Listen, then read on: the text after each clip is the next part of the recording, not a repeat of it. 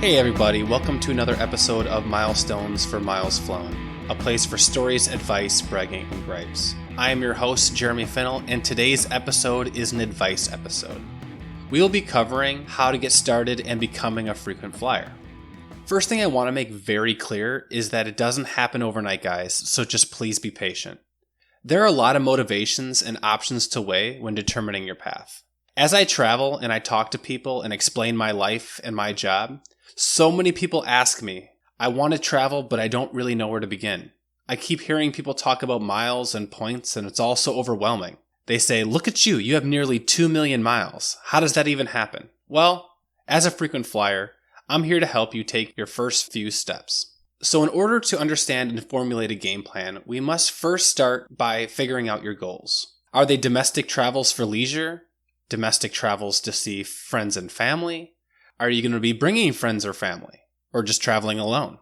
Are you looking for long-haul international flights to see the world? International flights to see your heritage? What class? Are you looking to fly coach? First class? Business class? The elusive Delta One? How often are you going to fly? Are you looking for one trip a year to get home for the holidays? Or multiple trips a year to utilize all your vacation? You have many decisions to make and it's up to you. Just remember that no two goals are the same, nor any goal wrong.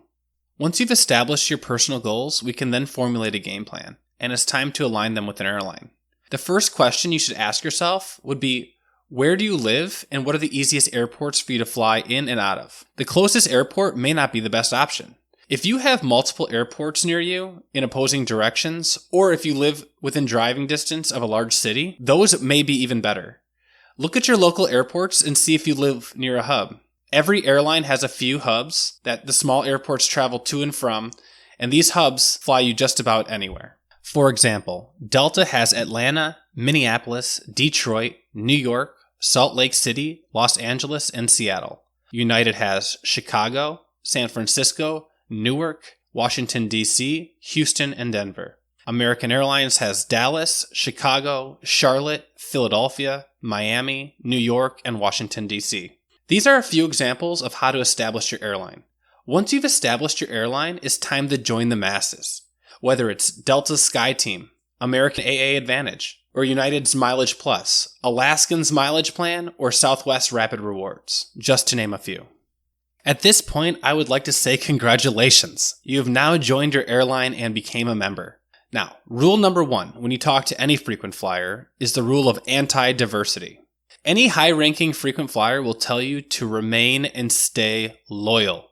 Your end goal is to earn free flights, so saving $25 to even $75 a flight by flying a different airline will not help your bottom line.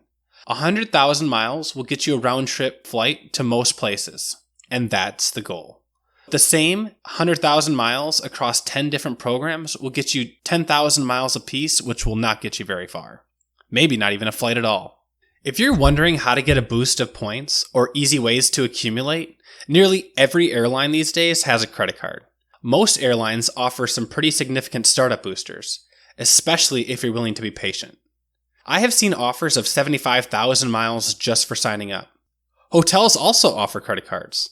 Some with significant point boosters, and some even give you preliminary first-year status. My friendly disclaimer to all those who need it, and you know who you are. Just remember, always use your credit card as if it's your own money, and do not fall into debt.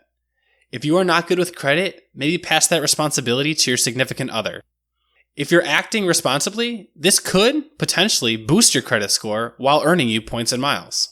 Many of these credit cards offer bonus miles or points for airfare, rental cars, hotels, dining, supermarket, drugstores, or even gas. You just have to figure out what the best way to acquire those miles and points are. And just remember to always pay them off at the end of the month so you're not paying interest or worse.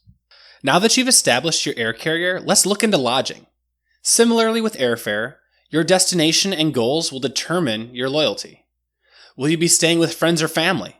Mostly free. Will you be hiking or camping? Going to more remote, desolate small towns, large cities, international hotspots, or international hidden treasures? All of these decisions will help you gather a sense of which hotel chain is right for you. Not all hotel chains offer the same opportunities when leaving the United States or going internationally. Additionally, international small towns may be even more difficult to figure this out, which is why it's so important to really understand your goals and aspirations. Some of the most popular are Hilton H Honors, Marriott's Bonvoy, Holiday's IHG, Comfort Inn's Choice Privilege, or many others. And remember, most programs have a large number of partners and subsidiaries. Frequent flyer status takes time on the road, so don't get frustrated and just move forward 1 mile at a time. But the easiest and most important thing you can do is just start. Without starting, you're not earning. If you're not earning, then your vacations are slipping away. This has been your advice for the week. From Milestones for Miles Flown, I'm your host, Jeremy Finnell.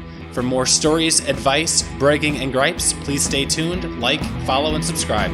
Keep your eyes on the horizon and feet off the ground.